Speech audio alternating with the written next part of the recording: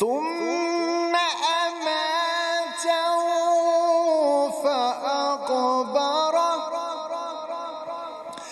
ثم إذا شاء أنشره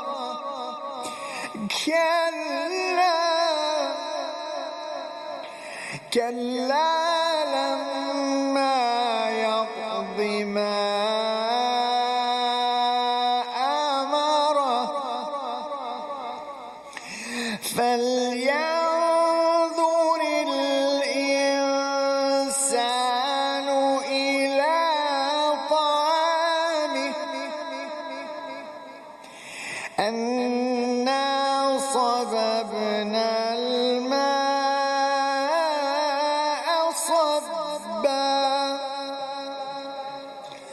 ثم شققنا الأرض شقا فأنبتنا فيها حبا وعنبا وقضبا وزيتونا ونخلا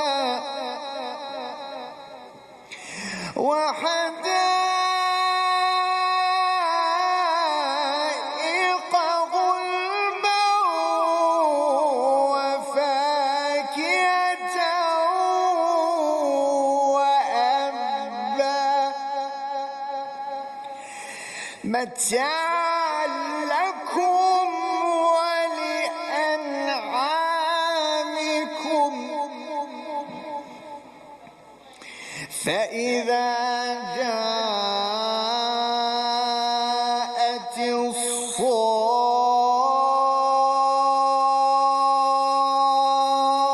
الصاخة يوم يفر المرء من أخيه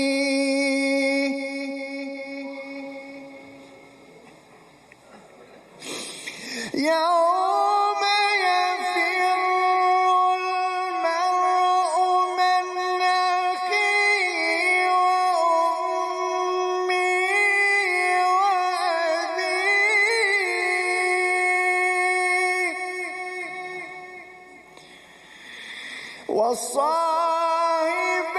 وصاحبته وبنيه لكل امرئ منهم يومئذ شأن يغنيه وجوه يومئذ مسفرة ضاحكة مستبشرة وجوه يومئذ عليها غبرة ترهقها قترة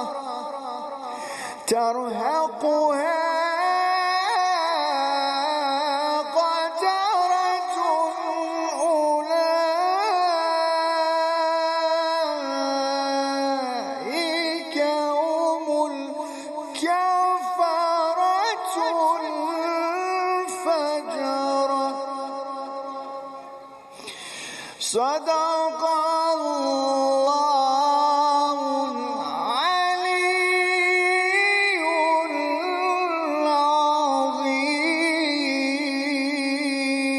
العظيم اللهم صل على محمد وآل محمد وعجل فرجهم اللهم نور قلوبنا بالقرآن اللهم زين أخلاقنا بالقرآن. اللهم أحينا حياة محمد وآل محمد، ومتنا ممات محمد وآل محمد، ولا تفرق بيننا وبين محمد وآل محمد، إلى أرواح المؤمنين والمؤمنات، خصوصا Hajj Abdul Rasul Kadmi وكل مرحومين of this jam, مرحومين of our dear ulama, Moulana Abbas Mirza inshallah, شهداء الإسلام رحم الله. من يقرأ الفاتحة مع الصلوات. اللهم صل على محمد وآل محمد. بسم الله الرحمن الرحيم. الحمد لله الرحمن الرحيم. بسم الله الرحمن الرحيم.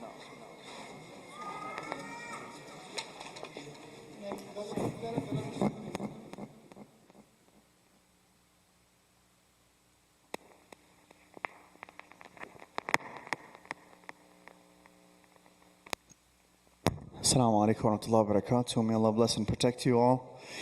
Tabbalallah amalakum. Just a quick reminder, Salatul Ayat that Moulana spoke about, again, it is something that needs to be done as soon as possible. Please make sure not to delay it, inshallah, and take care of it.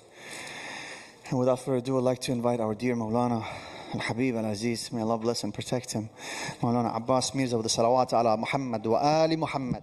Allahumma salli.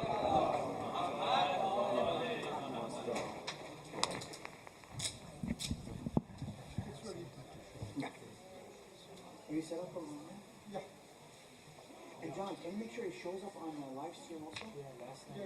It wasn't, it was just, I mean, the sound was playing, but they could just see this thing. Oh, because of that.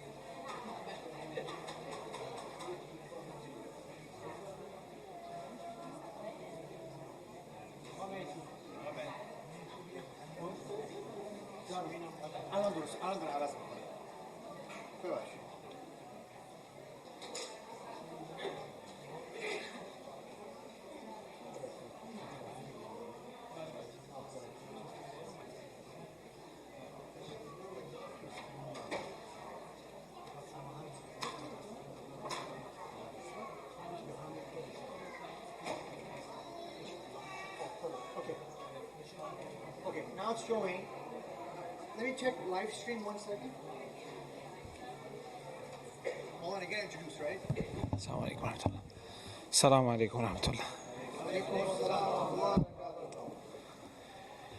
Bismillah ar-Rahman ar-Rahim. Wa bihi nasta'in wa huwa khairun nasirin wa mu'in. Wa sallallahu ala sayyidina Muhammad wa alayhi tahirin. Allahumma salli. Alhamdulillah, we are about to start, inshallah, if my dear brothers and sisters focus a bit. It's not going to be long, inshallah. What we've been doing every night is things that are related to our topic. We are choosing them from the sayings of our scholars and ulama who have gone through this path. It's a journey. We all are on a journey. And our scholars, they are way ahead of us. So they tend to enlighten us, they tend to point out to us where the pits and falls and traps of shaitan are there. They provide us with an insight of the world that is around us, which we've been discussing, the cosmology, the Islamic cosmology. So tonight we'll be looking at, as we're going to be discussing death, barzakh, and qiyamah. We have 3 nights left. Thursday night will be the last one. So tonight we're going to look at death. It's always the Quran. One thing that I have noticed, and this was quite surprising to me, and then later on it made sense. One of the things that is very important for us is to reflect, is to contemplate on the signs that are around us. Reflection is very important, to think about things, why things are happening the way it's happening. You know, the colors, the seasons, the mountains, the stars, events. One should always be reflecting. One should always be thinking. This continuous element of contemplating, eventually things starts to speak to us. Things start to show their reality. For example, the Quran says, يُسَبِّحُ لِلَّهِ مَا فِي السَّمَاوَاتِ وَمَا فِي الْأَرْضِ. Whatsoever is in the heaven and earth, they are doing tasbih. Okay, the Quran have said that, so it cannot be false, na'uzubillah. So what does it really mean by tasbih? They are doing tasbih, right? So we have to reflect on it. And it goes to a point that we ourselves will start listening to the tasbih of that. Allama Tabatabai says that I was in a park, and all of a sudden I started hearing the birds that are chirping, the crows. They are saying La ilaha illallah. Right? It just happens. It could last for a minute or so, right? Because it's not constant. You know, it happens, and we can feel it. You know, sometimes the halat that we have in namaz, it's not the same. It's mutafawit. Every time is different. Sometimes we get that halat in dua, in namaz, in ziyarat. Where do we get that from? Why do we get it? I mean, are we really responsible? We try to facilitate that, you know, dua jami together, you know, that intention, that niyat and all that is there. We try to facilitate. Many times we try to do that, it doesn't happen. But sometimes it just happens like that. It comes from somewhere else. You know, it is from Allah subhanahu wa ta'ala. And that happens because we are constantly after it. We are constantly, our focus is that, right? So things like, for example, Yusabbilillah. Why? Death itself. It's a very, I mean, it's a phenomena that we all gonna face. And people have talked about it. One of the things, Joseph Campbell, one of the, you know, psychologists, he says that one of the things that never leaves man is never leaves man, and that is the fear of death. No matter how advanced the man have gone, like today it's very advanced, whether this person be a believer or non-believer in the hereafter, still that inside, deep down inside, there's that fear of death. And lot of people have talked about it, what it is, in different ways.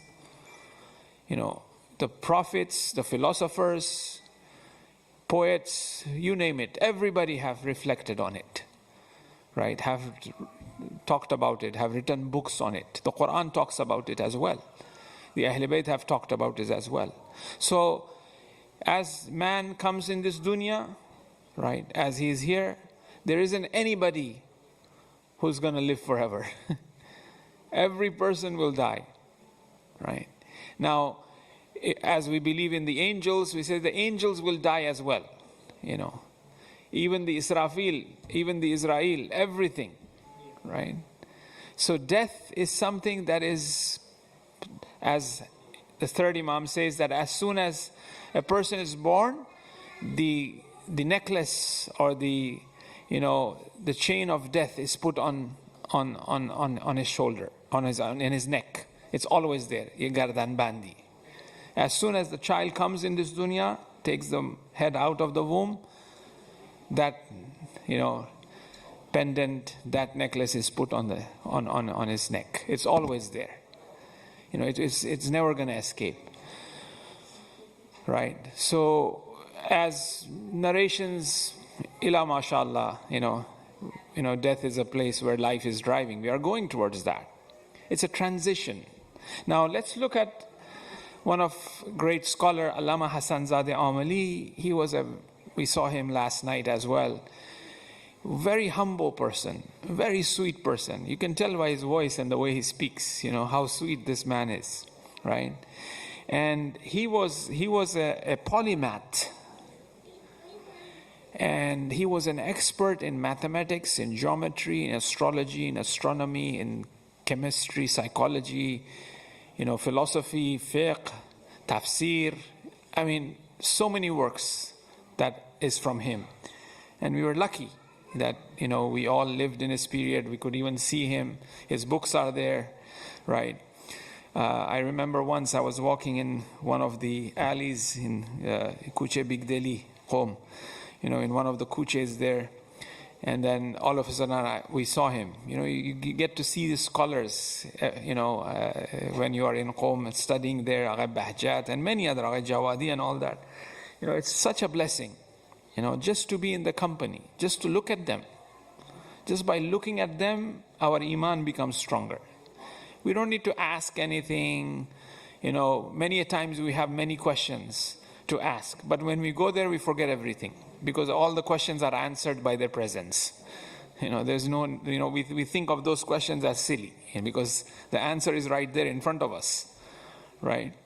So, me and there was another brother, Nusrat from India, and another brother from Canada, Sheikh Shuja Mirza. And we saw this man, and this brother Nusrat, who was from India, he jumped. He said, "Oh, Agha Hasanzadeh." And he almost jumped on him. He had a stick. So he just raised the stick like that. It's like, what's this going on, Then it was him, and it was me, and it was Sheikh Shuja. And he said to this Agha Nusrat, "Ishun behtar shumast." He said, the man who is just further away, which was me, he said, he's better than you. And Sheikh Shuja was much behind me. He said, he is better than him.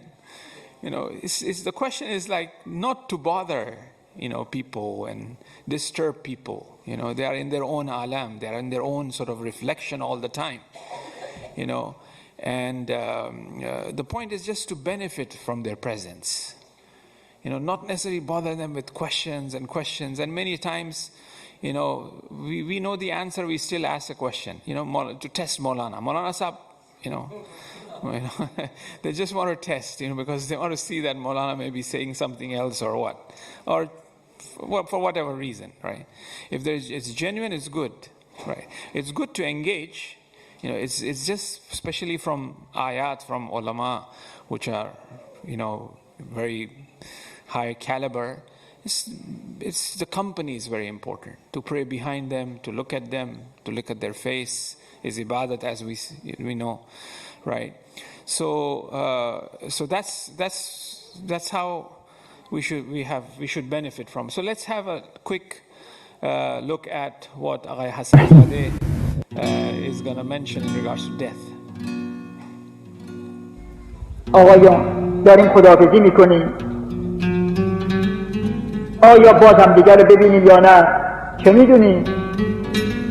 ای بسا که خبر به شما رسیده حسنزاده مسافرت کرد، خبر به من رسیده جناب عالی مسافرت کرد. آه و ناله‌ای نداره که پس نظام عالم است، ما هم که از پس پرده خبر نداریم. حواسمون با جمع باشه. خدا نکنه نداره که، خدا که چرا نکنه اینجا باشیم. برای چه؟ دار خلوت نیست، دار حرکت، دار تجدد، دار تسلم، جای آمده شده.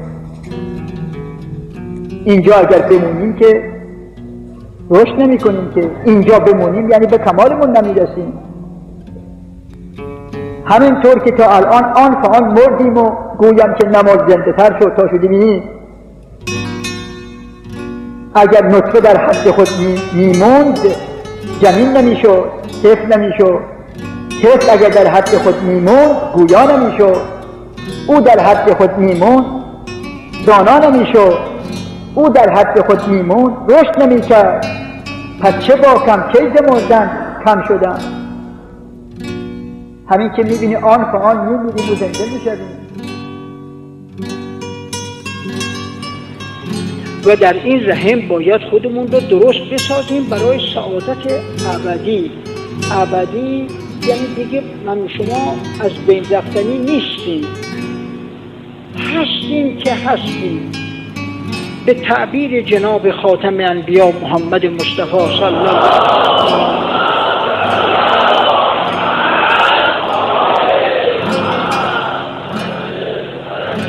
و انما تنتقلون من دار الی دار. از خانه‌ای به خانه منتقل میشوید. چجوری میبینید از رحم آمدید به دامن مادر، به مثلا گهواره، به مدرسه، جا به جا. اینها انتقالات اینطوری. مردن نیست. مردن به معنای فنا و نابودی نیست. فوت نیست که تباه شدن بوده باشه. وفات است. وفات است نه فوت. وفات این است که حقیقت ما از جایی به جایی منتقل میشه. حالا ما به حسب ظاهر امر یکی که از این رحم دنیا زاییده شده برای ما، برای طبیعت، ما از فراغش گریه میکنیم، اما این معناش این نیست این نابود شد گریه میکنیم. و خود ایشون رو اگه ببینیم قدرتش داشته باشیم ایشون رو ببینیم، از گریه کردن ما منمون میکند. یعنی چی گریه میکنیم؟ مثل این که دو قلو فرز، دو تا فرزند، دو برادر در رحم مادر بودن، یکی دنیا آمده، یکی هنوز بختش نشده. اونی که در رحم هست هنوز دنیا نیامده، اونجا سر سینه بزنه که من تنها شدم، داداشم مرده. مرده یعنی چه؟ متولد شده به این نشه. داداش میگه برای چی گریه؟ بیا ببین چه خبره. خبر نداری برای چی گریه میکنی؟ و ما الان در رحمیم. از این رحم به در برویم ببینیم چه خبره. چجوری باید به در رفت؟ یکی با همین مرگ که میفرمایید، وفات بحثید. یکی هم بنده بود که نابودی قدرت داشته باشیم، پیش از اونی که به این صورت طبیعی از این رحم زاییده بشویم، همین الان که اینجا هستیم از این نشم به در برویم تماشا کنیم ببینیم چه خبره. این برای من شما هست. مانعمون نشدن که الان هم اینجا هستیم ببینیم اونور چه خبره.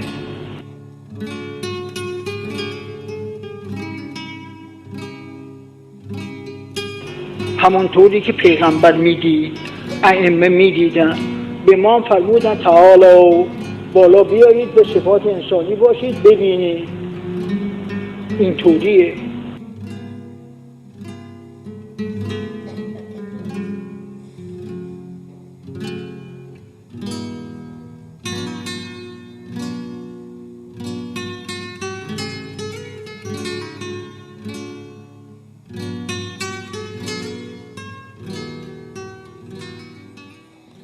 صلوات علی محمد و آل محمد.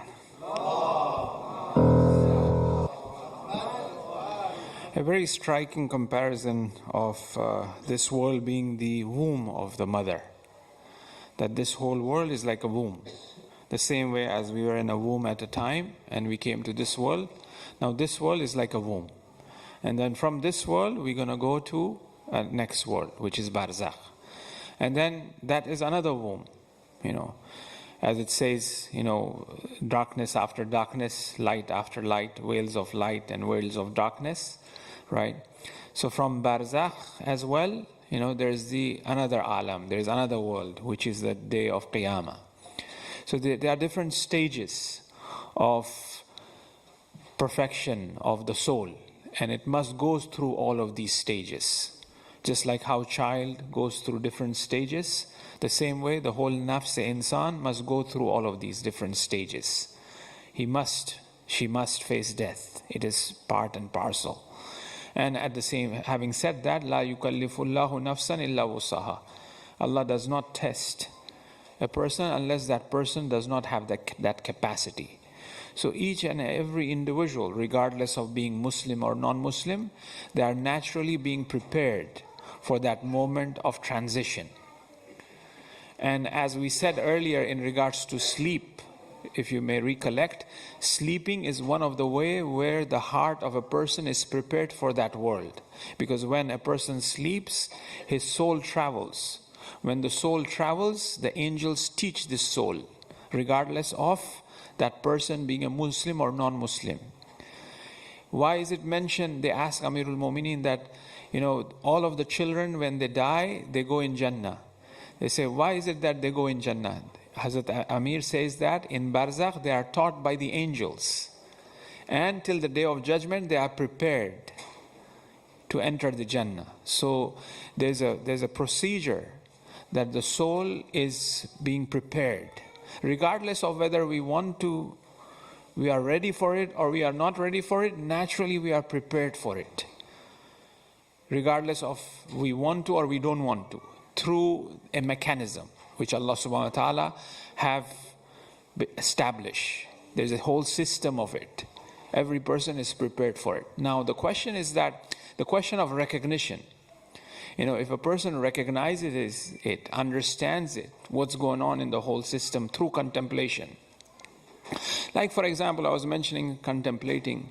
When I was a kid, I happened to witness a qurbani, right? And it was quite fascinating that, while this lamb was being, they were doing the qurbani, the qasai, the butcher, I noticed that obviously the ram or the lamb starts to, basically about to die and, rubs the feet, so on and so forth. Then I noticed that, money came out, semen came out from his private when he was about to die. And one of the ghusl that is given to the mayyat is the ghusl janabat.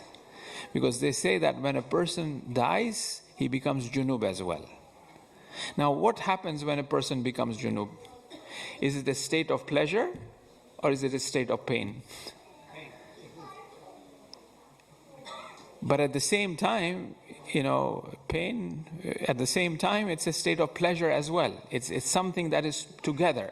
There is pain, at the same time, you have some sort of pleasure. So death is very pleasing. It's connecting to something that is much higher. Now, the state of pleasure can become, a state of pain after realization where the person have reached, right? If that state of pleasure, realizes right after that is something higher state and higher form, that is not there. That pain is not there. That's why they say that at a time when a person is about to die, the person will start seeing Masumin alayhi salam one after the other. I remember visiting Muhammad Agha, who was from Hyderabad, but he lived all his life in Najaf. He was, student of Ayatollah Khui, and his brother was Zia Agha, probably know him. And he was from Hyderabad to Marhum. Both of them, they died. So he was completely on bed. He couldn't move, the children were saying, But just before he died, he got up and he sat. And he says to his children that, why are you being so disrespectful? Don't you see that they have arrived? Right? So that aspect, that it's a transition. The soul gradually starts to see the other side, the barzakh, where the soul is going to go. The same way that when the baby is coming out of the womb, starts to see the light, of this world. And you see similar accounts by those who are near death, which I mentioned, the NDE, near death experience. There's a body which is, by non-Muslims, not Muslims particularly, that they have offices in different hospitals and they record the near-death experience of people, Muslim, non-Muslim, Christians, and everybody. And they all talk about a light at the end of the tunnel, right? They all talk about, they were trying to open the door. I had a neighbor in Nottingham who was a Christian. He died of cancer. And his wife was telling me a few days before he died, he said that, they came to him and they said that we're going to come in 3 days to take you. Right? So, all of these, because it's insan. We are all humans and we have the same experiences. Right? But the question is, what happens hereafter? What is in barzakh? What sort of life is there? Right? Now, so this is for sure that man is an eternal being. Allah have created us. We talked about the pre-existential state of man. Then now he's in this dunya. And in this dunya, he is مَا خَلَقْتُ الْجِنَّ وَالْإِنسَ إِلَّا لِيَعْبُدُونَ. It's for that worship. Allama Tabatabai used to say that man have no responsibility other than making himself. He have to make himself in this dunya. And like we said, making himself doesn't mean that he's always engaged in religious activity as such. Even socialization is making himself as well. If the focus is that, our focus should be that. Our focus should be Allah. That muraqabah which the ulama talk about, always back in our mind, everything that I'm doing have to have a meaning to it. Like for example, when we are praying, our mind goes by, we quickly come back, to what we are doing. Our focus is Allah there, right? So this type of focus should be in everything. When it's difficult, it's not easy. In certain things, yes, it could be there, to a greater extent, like praying, du'as, ziyarat, so on and so forth. But even when we are walking on the street, that's why you have different types of zikr, that one is supposed to do. They say, okay, do tasbih, do astaghfar while you're, driving, or while you're shopping, so that you are always reminded of that. You don't forget that. That constantly our focus is that. Our action should be, they say the zikr, the zakir and maskur should become one. That so much we should do the zikr, which means that zikr is what? We are chanting, subhanallah, or remembering Allah. Zakir is what? I am the one who is doing the zikr. And maskur is what? Is Allah. So the zikr itself, which is the sign, and the zakir and the maskur, they should all become one. That much a person should do the zikr. That everything becomes one. From this multiplicity, we go to unity.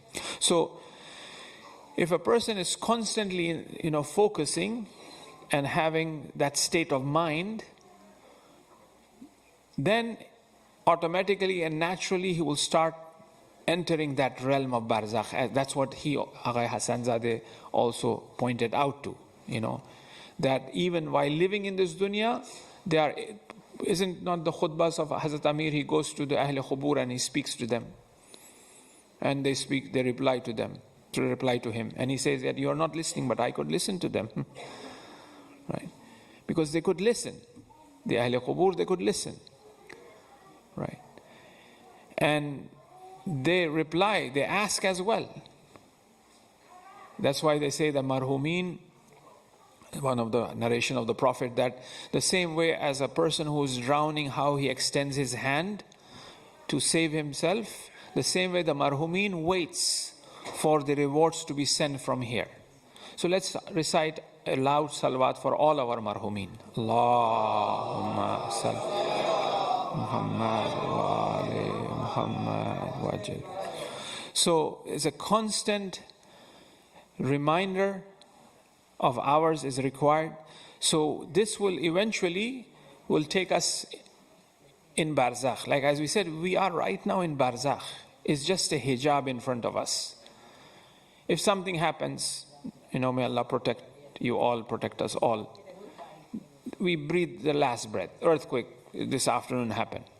Where will we be? We'll be in barzakh, because we are there in barzakh. It's just this eye closes, that eye opens. That's why, there's a alam, there's a whole world, which is known as the alam-e-barzakh. Now this barzakh is not disconnected from this physical world. As soon as we sleep, we are in barzakh, in a state of barzakh, in that alam. The barzakh have different levels. Okay? The lowest level of barzakh is our dreams. The lowest level of barzakh is our dreams. When we are dreaming, we enter barzakh. Right? Irrespective of the dream, we enter there. Right? Now, as we enter there, that's why we see marhumin, because they are in barzakh. And that is the lowest level. Because the highest level will be a complete disconnection from the physical world. If a complete disconnection from the physical world happens, then we are in barzakh completely. There's no U-turn there. But if we are partially disconnected from this physical world, maybe in a form of a dream, okay, fine. Even in a form of while a person is not sleeping, but he is focused so much towards that, he's already in barzakh. That's why, when there were so many hajis, the Imam said, look through my finger. Don't say there's so many hajis. Say too much of crowd. Why? These are not real human beings. They are like animals. Their barzakhi form. Their real form is of animals. That's how they are. But they may look like, but who is seeing that? A person who is already in barzakh, who have that barzakhi eye, while being not sleeping, but while being still awake. That is an imam, that's a waliullah, that's an imam masum, or a person who's have that capability and capacity to do so, right? All of these mukashafat, which is unveiling of the truth that is mentioned in regards to the awliya and scholars and ulama, is nothing but opening of that third eye. They start yusabbihu lillahi ma fis samawati, which we said. Now, like as I said, it is not necessarily that it is something that it will happen, always in prayers or in ziyarat or, Banu Mushtahidiyya Isfahani, a great scholar. She was a mufassir of Quran, and even Allama Tabatabai would take advice and discuss about tafsir of Quran from her. Banu Mushtahidiyya Isfahani. She was from Isfahan. She says that the first unveiling, the mukashafa, or that she entered barzakh, was while she was brooming the house. She was cleaning the house. It happened at that time. Because of that tawajjuh and focus is there, right? That nizafatu min al-iman. Because cleanliness is part of iman, for example, right? That's why when we look at, for instance, you have a bucket of spoons, you have a bucket of plates, you have a bucket of, but when you go look there, everything is upside down. In the bucket of spoons, you have food and bread and rice and tissue papers and whatnot. When in this physical world we are so sleepy, imagine looking at, how can we really want to see barzakh? The physical things we cannot really comprehend and understand, right? Leave aside looking at spirituality and manaviyat. These things are zahiri things. I'm speaking to myself as well. Many a times, I'm sitting here, I'm speaking, while I myself say, don't speak, azan is going on. I myself speaking sometimes, that's how we are. Insan comes from nisyan. We are forgetful.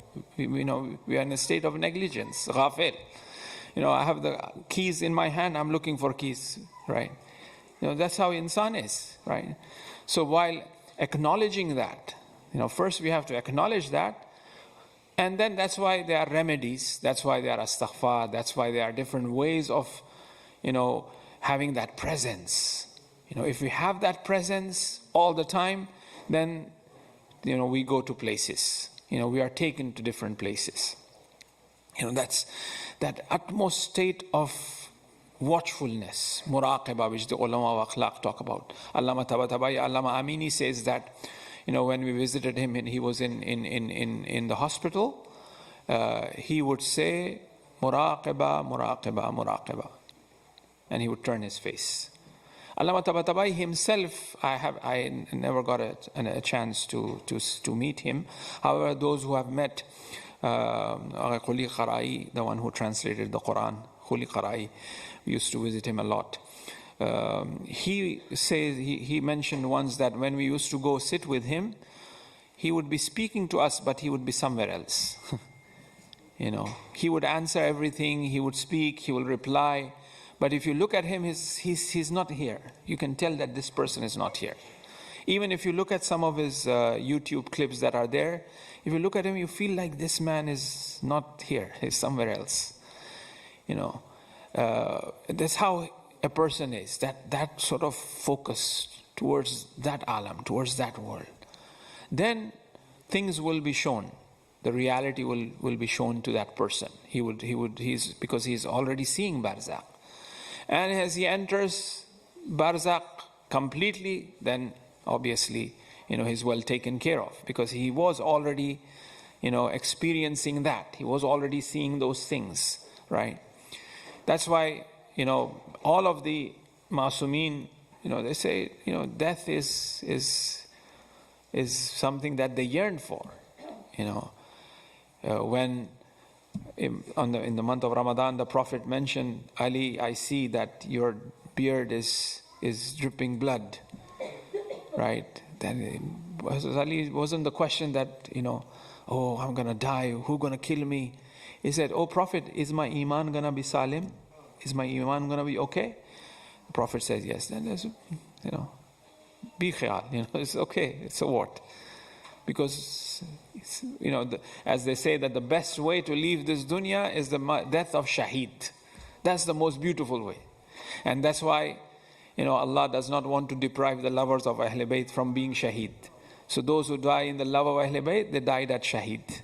They will have that honor of being called or having that daraja of shahadat, right? So therefore, this life, from pre-existential reality to this life that he comes in, from day one, as we say, we mentioned this as an analogy as well. From the first day, it's been recited Allahu Akbar. In right ear, in the left ear, Iqamah. What do we do after Iqamat? We stand up in prayer. So this whole life is nothing but he's praying till he leaves this dunya. When he leaves this dunya, the prayer is on him. So azan, iqama, and this all, we are in the state of iqama right now, right? And what is earth? Earth in the Quran, the verse says the earth is a place of sajda. When we are on this earth, we should be in the state of sajda to the ma'bud, to Allah subhanahu wa ta'ala, right? So Barzakh is right here, and that requires sort of that thorough purification of ours, which we are supposed to be doing, but nothing else but that. And that happens with a constant watchfulness of ours. Now, how are we going to be watching ourselves? We're going to be watching ourselves through certain practices. Month of Ramadan, Allah makes it wajib, one whole month. So we naturally feel that way. We are very light in the month of Ramadan. There's a great deal of focus. Like as I said last night, when our belly is empty, we are praying, it's different. But when we are full, it's different. So this means, that's why asceticism, zuhud. Why so much emphasis? The Prophet emphasized on zuhud, on asceticism. There's value to it. There's something about it. Not just in the Islamic tradition, even in other religions as well. So much emphasis on the mannerism of eating, the dietary, the types of food that one should eat, what not. For us, it's the best, to be honest, right? The way this in Tib, the Ahl Bayt have taught us, the Quran is talking about. And like as I said, when we practice on Quran, when we practice the teachings of Ahl Bayt, it's not just the akhirah, even the dunya becomes the best for us and also for others. I was speaking to one of my nephew, and we were watching a documentary. People, there's whale hunters, in Japan, in different places, they made a documentary on it. And, whales, they provide oxygen. Major amount of the oxygen that we breathe in the ocean is because of whales. And now they are killing for business purposes. On contrary, Allah have made fishes which have no scales haram to eat. Whales does not have scales, right? It's haram to have that, to consume that. So Allah, everything that He has, the ecosystem, the cosmology that we are talking about, there is a purpose for everything. So when we start implementing these things in the month of Ramadan, asceticism, zuhud, that focus is there, naturally better dreams, light sleep, more focus. We get to do things much more easily in the month of Ramadan by not eating. One wudu we make in the morning, alhamdulillah, that runs till evening. Because we don't have to use bathroom. We are not eating or drinking or anything, so that there is some sort of movement in our belly, right? So it's so much benefit. Allah provides us that. So these are wajibat that we all are aware of, but there are also mustahabbat as well, which requires of us to take a step further, because we are the followers of Ahl Bayt. This knowledge comes to us firsthand. There's a translation of Sunan al-Nabi of Allama Tabatabai on Islam.org. I have mentioned this earlier as well. And look, the Sunnat of Rasulullah, how he practiced. Bring that Sunnat in our life. From leaving house to sleeping at night, to having food, to meeting with people, to how he clipped his fingernails and mustache, and how he perfumed himself, what he wear. Everything is in that book. Allama Tabatabai is the one who compiled that book, who wrote that book. And the beauty of it is the introduction. I'll just briefly mention the introduction. It has a very interesting intellectual aspect to it. See, whatever we are practicing, we are practicing a sunnat. Whether we like it or we don't like it, we are practicing a sunnat. Whether this sunnat be a universal sunnat in the sense that say thank you, regardless of Muslim, no, we practice that. It's not just everybody practices it. So they are following certain norms of certain intellectuals that they follow. You should say thank you, you should behave this way, you should drive this way, so on and so forth. So our actions are based on that. Number two, the practices of human beings either is based on that universals that are there, number one. Number two, either based on certain, wise teachings of the past. For example, they say, at night you should not eat banana, it's not good for you. Or you should eat this, or sleep that way, or, leave the house at this hour. All of these things are wise sayings of scholars in the past, Chinese or whoever, right? And we practice that. Wear this color or that color, or this ring or that ring is some sort of sunnah we are practicing. All humans practice that. We are not outside these practices. Right now the shirt and the jeans, whatever, the clothes that we are wearing, it is some form of sunnah that we are following. It's not like, I am free to do and wear whatever I want. Well, the thing you're saying you're free to wear whatever you want is also a sunnah of somebody you're following. It's not, we are never free in that sense. Sometimes people think, I'm free not to wear hijab. I'm free whatever clothes I want to wear, because I don't want my culture or my religion to really impose on me. Well, excuse me. What you're wearing is also somebody is imposing on you and you don't know about it. Right? Because there's some sort of sunnah, a pattern that is being followed, right? And we just follow that. It's not something I brought from somewhere, right? So those are wise sayings, or there are superstitions. The practices of ours are sometimes based on superstitions. Like, for example, if I sneeze, no, I'm not going to go. If a cat crosses the car, this happened, I should not drive. Or many of the superstitions that are there in the past, we still follow it.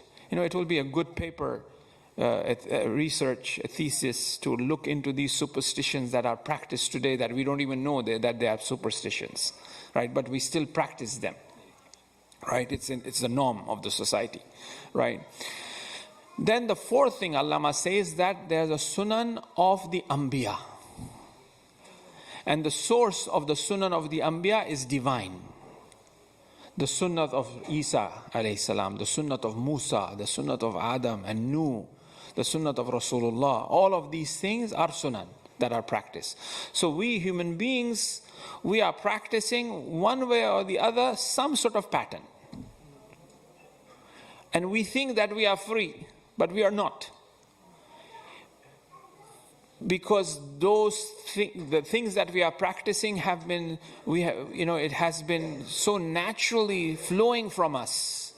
It's naturally flowing from us. If I go to work, I'm going to put a coat and I'm going to wear a tie. It's very natural. I don't think twice. That's how I go to work. I do that, right? So it's been there. So it naturally flows, and we don't think that, where does it really coming from? I should be doing it. I shouldn't be doing it. So we human beings are practicing some sort of pattern, some sort of format, which have been brought by the past or even present. If somebody does some sort of invention, and it goes from there. So why not the Sunan of Anbiya, which the source of it is divine. It's not experimental sciences that if you eat this at night, if you wear this, or if you do that. It's not superstition. It's not some sort of based on certain rational and intellectual calculations, but it's rather the source of it is very divine. So when a person starts to practice that, eventually, enters that realm where that source is. And that's our journey. That's our journey. Right? And in accordance to, every individual, it's different. Some people maybe can do, so we have to at the same time be very much careful about that we don't overburden ourselves. It's very important. Gradually, like I mentioned, we always come to the Saba, we enjoy it, the kids enjoy it. We bring the children, okay, go play, fine. But just, time it. 3 minutes, come, my son, let's sit together, read 4 verses of Quran, 1 page of Quran. Something we have to be innovative, add something, right? Gradually we have to bring this. There should be a set sort of discipline and pattern that we all have to follow. Imam Khomeini, they say that before he leaves the house, he would read a page of Quran. After he goes to lesson or ziyarat or wherever, he comes back home, he will read a page of Quran. So it will be something naturally comes from him. He has disciplined himself in that way. Some people say that, okay, after Fajr, a person some scholars, they read Quran, 20 minutes after every Fajr, So when we start doing these things, then that element, those dreams, that sort of feeling of barzakh and seeing the barzakh takes place. One really yearns for that, right? One enters and meet. Sayyid Ali Qazi, he had mentioned to Allama that if you get stuck in any sort of issues of, sciences, you perform this amal, I will come from barzakh and teach you, right? So there's a connection from this world to that world. And when a person start implementing the teachings of Ahlul Bayt alayhim salam by stepping on the nafs, then, it's there, for that person. So the narratives that we have in regards to death and in regards to barzakh, ila mashallah. Like for example, what happens before a person dies, what happened right after the person dies. And now the reason of these narratives, like I mentioned, is because of that in-depth knowledge of Ahlul Bayt alayhim salam, which came with contemplation, by reflection, by inspiration, by looking at the signs and reflecting upon it. Because every day is different. Every sign is different. Everything have a different complexity of that divine presence of Allah in that. Friday is different to Saturday, Saturday is different to Sunday. That's why there are different du'as of every day. Why are these different du'as of every day? Because the presence of those names on that day is more. That's why the Imam have witnessed that, have seen that, have experienced that, and is reciting that dua. When these divine names descend, now these divine names needs to go ascend as well. If there is sunset, there is sunrise. So when the Quran have descended, Nuzul Quran, there is a Su'ud Quran. What is the Nuzul Quran? The Nuzul Quran is here. What is the Su'ud Quran? The Su'ud Quran, which means the ascent of Quran, is our du'as. The du'as of Ahl Bayt are nothing but the teachings of the Quran that is going towards Allah subhanahu wa ta'ala. The du'as are that's the complete cycle and circle. Like I mentioned a few days ago, the way we do dua and the way the Ahl Bayt do dua. Look at the difference. Because they are one with the Quran. When they open their mouth to speak to Allah, Iftita, Joshan Kabir, Munajat Shabaniya. When we open our mouth to speak to Allah, oh Allah, Allah, Allah, Allah, ye de wo de ye ho na, this, and I want this, I want that, Allah take care of. This is how we speak. Why? Because we are not focused. Even not that there are no du'as in regards to risk, in regards to getting married, in regards to, having children, in regards to, visiting the grave ziyarat of the Prophet, going for Hajj, going for Umrah. There's dua for everything. There's dua for everything. That's why you find, some of these scholars who are there, they say, oh, there's this dua, you recite this many times, this will happen. You recite this will happen. So many duas, which comes from Ahl Bayt alayhi salam. But the methodology of them doing dua is very different. We ought to adapt to that. And that comes with our relationship with the Quran, our relationship with the surrounding, with the nature. When we go in the nature, we destroy the nature. We throw this here, we throw that there. Right? But when Ahl Bayt go to the nature, they engage with the nature. They speak to the nature and the nature speaks to them. Right? So that aspect is very important. That we should perhaps in this month of Ramadan should ask for the element of contemplation, tazkira, tazkiya, and ta'aleem, tazkira, ta'aleem, tazkiya, and tazkira, remembrance.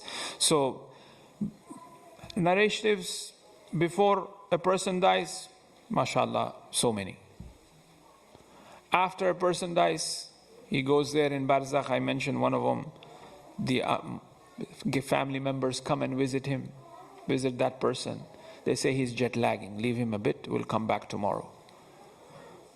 6th Imam mentions this, right?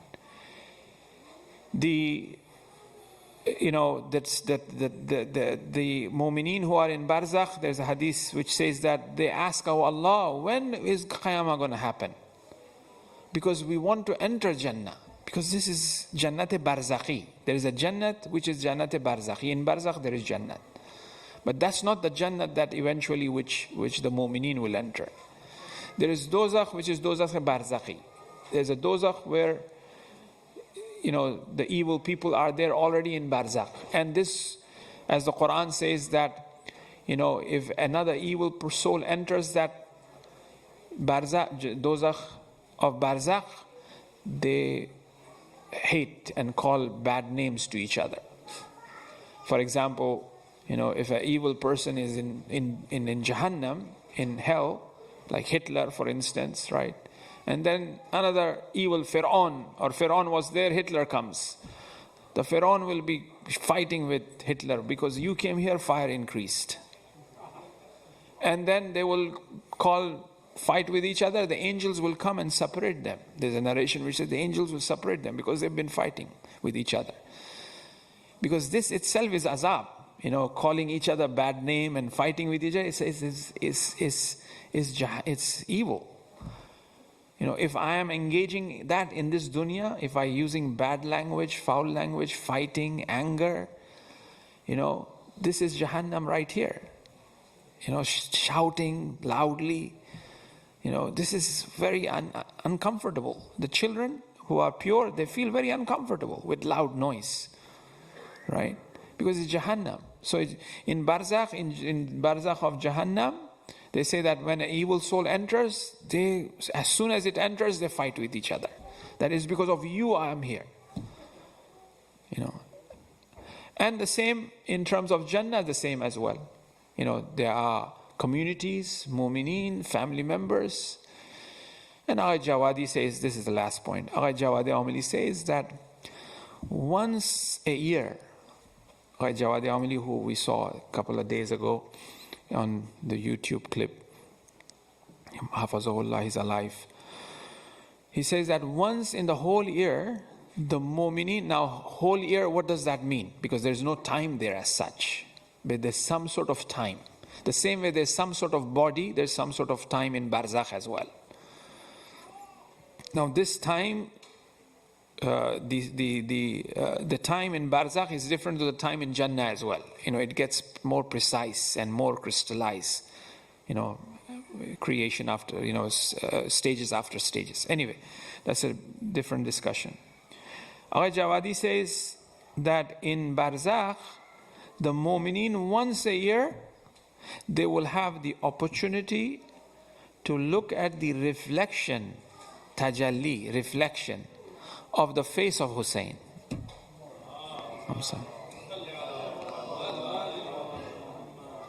And they will, when they look at the face of Imam Hussein alayhi salam in barzakh, not the real face, tajalli.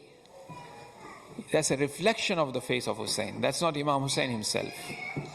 When they look at that face, they will yearn and they will wait for one whole year. When it will happen that we will be able to see the tajalli of Imam Hussein alayhi salam. Right? That is, Abu Abdullah al-Hussein for mu'minin. Now, obviously, as the Quran says, وَالسَّابِقُونَ السَّابِقُونَ أُولَٰئِكَ الْمُقَرَّبُونَ Surah Waqi'ah. One of the surahs that we are supposed to recite before sleeping after Isha, Mustahab, Surah Waqi'ah. Other than the Sabbihat and all that, right? So, the Sabiqun, those are the first and the first rank. They are the Muqarrabun. Who are those people? They will be with Imam Hussein, right? They will be in the vicinity of Imam Hussein alayhi salam. How beautiful it would be, really. Imagine that Imam Hussein calls you with your first name. He says, Mohsin, come here, or Jawad, It will be so, just imagine that. So we have to, be of that caliber that, Fatima Zahra says, Ali, Abid, or calls us with the name. Because a lover, is anxious to hear, his name or her name from the beloved. As they say, Majnun used to kiss the feet of the dog. Majnun used to kiss the feet of the dog. Sage pa busit. Majnun, Sheri has sage pa mi busit. When they ask, why are you kissing the feet of the dog? Then Majnun would say, this dog sometimes goes in the house of Layla. That's the love. One have to be focusing that way towards Allah subhanahu wa ta'ala. Right? That even that sag, even that dog is of value for Majnun. Because sometimes his dog goes in the house of Layla. So that's why they say, we have to become ashiq of Allah. We have to become lover of Allah. That's the only way to come out of this dunya. Ay khastani bi muhabbatik. In Munajat Shabaniya, Amirul Mu'minin says that, oh Allah, I cannot. Amirul Mu'minin is saying, oh Allah, I cannot stop myself from committing sin. Because there's a passion in sin. I cannot stop myself. Illa, except that if you wake me with your muhabbat. Wake me up. Yaghze means awakening. That muhabbat, that love of Allah subhanahu wa ta'ala should be awakened in my heart. In Munajat, he's asking Allah, oh Allah, awaken the love of me for you. When that love comes, it will do its part. Inshallah, may Allah subhanahu wa ta'ala include us from the muhibbeen of Ahl Bayt, from the muhibbeen of Allah subhanahu wa ta'ala, that we become lovers of Allah, of awliya, of Ahl Bayt alayhimus salam. Allahumma nawwir dhahiri bi ta'atik wa batini bi muhabbatik. This is also dua of Hazrat Amir. He says, Allahumma nawwir dhahiri bi ta'atik. Make my zahir with full of light by being obedient to you. Wa batini bi muhabbatik. And make my batin with your love. Wa qalbi bi marifatik. And make my heart with your marifat. Wa ruhi bi mushahidatik. And make my spirit see you. Wa ruhi bi mushahidatik. Bi ittisali ya dhal jalali wal ikram. And let this be connected to that zal jalal wal ikram. Wa sallallahu ala sayyidina Muhammad wa alihi tahirin. Allahumma salli ala Muhammad wa alihi. There's a request for dua. Please, let's all recite Surah 3 times, 5 times. Ayamma yujibu li shifai marada, li qada al hajat, for all mu'mineen and mu'minat, li tajil faraj imam zaman.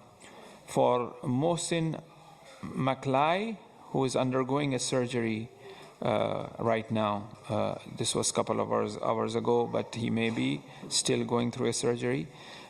So for him, and also for all people who are in need of health, long life and tawfiqat, and for faraj of Imam Zaman, forgiveness of our sins and sins of our marhumin. 5 times Ayamma yujibu. Bismillah ar-Rahman ar-Rahim. Amma yujibu al-mustarra idha da'a wa yakshakfu as-su. Amma yujibu al-mustarra idha da'a wa yakshakfu as-su. Amma yujibu al-mustarra idha da'a wa yakshakfu as-su. أما يجيب المضطر إذا دعا ويكشف السوء أما يجيب المضطر إذا دعا ويكشف السوء باسمك العظيم الأعظم الأجل الأكرم بعدد ما أحاط به بمولانا أبا عبد الله الحسين عليه السلام. يا الله يا الله يا الله يا الله يا الله يا الله يا الله يا الله يا الله يا الله يا رحمن يا رحيم يا مقلب القلوب ثبت قلوبنا على دينك يا قاضي الحاجات يا كافي المهمات إنك على كل شيء قدير. رحم الله من قرأ الفاتحة لأرواح المؤمنين والمؤمنات, especially for the marhumin of the sponsors of Iftar Niyas tonight, for the marhumin of the volunteers, and for all your marhumin. Al-Fatiha ma salawat ala Muhammad wa ali Muhammad. Allahumma salli ala Muhammad. بسم الله الرحمن الرحيم الحمد لله رب العالمين الرحمن الرحيم مالك يوم الدين إياك نعبد الصراط المستقيم صراط الذين